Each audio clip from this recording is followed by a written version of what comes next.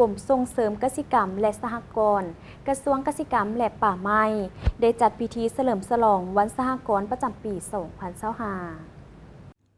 พิธีดังกล่าวได้จัดขึ้นที่สโมสรสถาบันขนครัวกสิกรรมป่าไม้และพัฒนาชนบทโดยการเป็นประธานของปริญญาเอกลินคำดวงสวรรค์รัฐมนตรีกระทรวงเกษตรกรรมและป่าไม้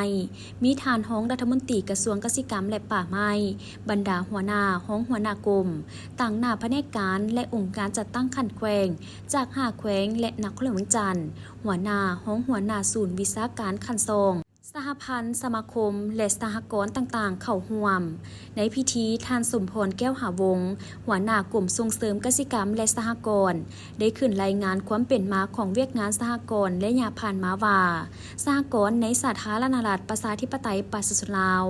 มีนอแหนงมาแต่ดนนานแล้วในสังคมปฐมประทานจากการออกแห่งงานสามัคคีกันก้าวมาเป็นสหกรณ์อย่างเป็นระบบเถละก้าวการพัฒนากลุ่มสหกรณ์มี4ระยะคือและยะเป็นไปเองของชุมชนหากทานประชาชนมีมูลเสื้อช่วยเหลือซึ่งกันและกันรูปการหวานแห่งงานและยะการผลิตรวมหมู่อยู่เขตปลดปล่อยของแนวราวสร้างชาติและยะหันเป็นสหกรณ์รวมหมู่ภายหลังประเทศชาติได้รับการปลดปล่อยและระยะหันเปลี่ยนสหกรณ์แบบใหม่ 1986 หาปัจจุบันมาฮอดปี 2021 กรมส่งเสริมเกษตรกรรมและสหกรณ์ได้รับผิดชอบเกี่ยวกับเวียกงานสหกรณ์ก็ได้เอาใจใส่พัฒนาเวียกงานสหกรณ์เป็นก้าวผ่านการสำรวจตัวจริงเห็นว่ามาฮอดปี 2025 มีสหกรณ์กสิกรรมทั้งหมด 46 สหกรณ์และกลุ่ม 3,705 กลุ่ม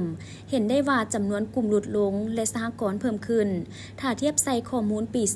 2023 เพื่อเฮ็ดให้พิธีดังกล่าวมีความหมายสำคัญโอกาสนี้ปริญญาเอกลินคำดวงสวรรค์ได้ให้เกียรติกล่าวเปิดพิธีว่าการจัดตั้งปฏิบัติแนวทางการเปลี่ยนแปลงใหม่ของภาคและรัฐบาลได้ถือเอาเวียกงานการจัดตั้งการผลิตเป็นสำคัญเพื่อเต้าโฮมการผลิตขนาดน้อยเอกเทศกระแจกกระจายให้มีการจัดตั้งเป็นกลุ่มสหกรณ์ซึ่งรัฐบาลได้ออกดำรัสว่าด้วยสหกรณ์ในปี 2010 และปรับปรุงมาเป็นดำรัสว่าด้วยกลุ่มและสหกรณ์ในปี 2020 และได้ยกดำรัสดังกล่าวขึ้นมาเป็นกฎหมายว่าด้วยสหกรณ์เป้าหมายแมนเพื่อคุ้มครองและติดตามกวดกาสหกรณ์และใส่ส่งเสริมและพัฒนาการผลิตการบริการและการดำเนินกิจการผลิตกสิกรรมให้เติบใหญ่ขยายตัวและเข้มแข็งรับประกันแก้ไขความทุกข์ยากและยกระดับชีวิตการเป็นอยู่ของประชาชนลาวบรรดาเผ่าให้ดีขึ้นประกอบส่วนเข้าในการพัฒนาเศรษฐกิจสังคมของชาติสำหรับพิธีเฉลิมฉลองวันสหกรณ์ครั้งนี้เป็นครั้งทำอิฐตามที่กำหนดไว้ในกฎหมายว่าด้วยสหกรณ์ที่ได้กำหนดเอาวันที่ 11 พฤษภาคมของทุกๆปีเป็นวันสหกรณ์พร้อมนี้ให้เกียรติตัดแถบผ้าและหลั่นข้อง9 บาทเพื่อเปิดพิธีอย่างเป็นทางการพร้อมทางชมงานวางแสดงผลิตภัณฑ์ของสหกรณ์ภายในงานอีกด้วย